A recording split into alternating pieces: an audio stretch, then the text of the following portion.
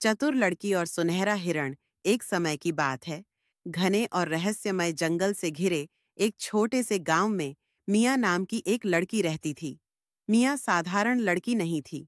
वह तेज दिमाग वाली, बहादुर और मुश्किल से मुश्किल समस्या का हल निकालने में माहिर थी। गांव वाले उसकी बुद्धिमानी की सराहना करते थे, लेकिन कुछ लोग यह सोचते थे कि वह जंगल में बहुत समय बिताती है। एक दिन जब सूरज ऊंचे पेड़ों के पीछे छिपने लगा, मिया अपनी दादी के लिए जड़ी बूटियां इकट्ठा करने जंगल में गई। हवा ठंडी और शांत थी और जंगल अजीब तरीके से खामोश लग रहा था। चलते चलते मिया ने टूटी टहनियां और अजीब से खुरों के निशान देखे। उन निशानों का पीछा करते हुए वह एक साफ मैदान में पहुंची, जहां एक खूबसूरत सुनहरा हिरण शिकारी के फंदे में फंसा हुआ था। हिरण जमीन पर पड़ा था। उसका सुनहरा शरीर ढलती रोशनी में चमक रहा था। डर से भरी उसकी आंखें मियां पर टिक गईं। कृपया मेरी मदद करो, उसने धीमे लेकिन गहरी चिंता भरी आवाज में कहा। मियां चौंक गई। एक बोलने वाला हिरण! वह कुछ पल के लिए झिझकी, लेकिन फिर वह उसके पास घुटनों के बल बैठ गई। मैं तुम्हारी मदद करूंगी, उसने वादा किया और जल्दी जल्दी फंदे को खोलने लगी। जैसे ही हिरण आजाद हुआ, उसने खड़े होने की कोशिश की, लेकिन लड़खड़ा गया। मियां ने अपनी दुपट्टा फाड़कर उसके घायल पैर पर बांध दिया। अब तुम सुरक्षित हो, उसने कहा और हिरण के चमचमाते शरीर को प्यार से सहलाया। हिरण ने उसकी ओर कृतज्ञता भरी निगाहों से देखा। धन्यवाद, बहादुर लड़की। मैं अलरिक हूँ, इस जंगल का रक्षक। लेकिन आराम का समय नहीं है। भयंकर खतरा आ रहा है, केवल जंगल पर ही नहीं, बल्कि तुम्हारे गांव पर भी। मिया का दिल तेजी से धड़कने लगा। कौन सा खतरा? कल एक भयंकर तूफान आएगा जो तुम्हारे गांव को बाढ़ में डुबो देगा। तुम्हें सबको चेतावनी देनी होगी, और याद रखना, जंगल तुम्हारे साहस की परीक्षा लेगा।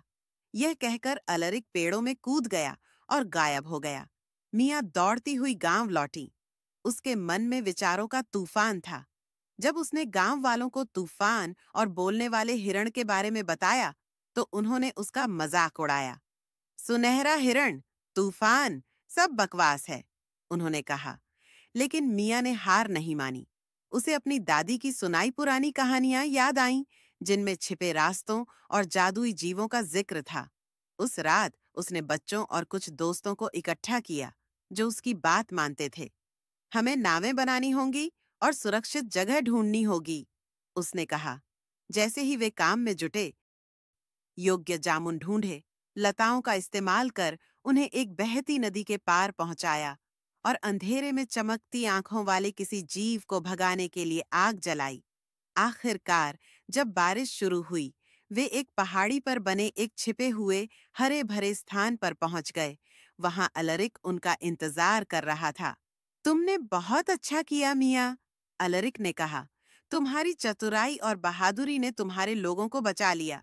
ऊंचाई से वे देख सकते थे कि गांव बाढ़ में डूब गया है, लेकिन मिया की वजह से किसी को चोट नहीं आई। तूफान के थमने के बाद गांव वाले, जो अब विनम्र और आभारी थे, मिया से माफी मांगने आए। अलरिक ने अपना सिर झुकाकर मिया से कहा, तुम सिर्फ एक चतुर लड़की नहीं हो, तुम जंगल और गांव की रक्षक हो। यह जगह हमेशा तुम्हारा घर रहेगा। और उस दिन के बाद मिया की जंगल में की गई बहादुरी और दयालुता की कहानियां लोगों के बीच हमेशा के लिए अमर हो गईं।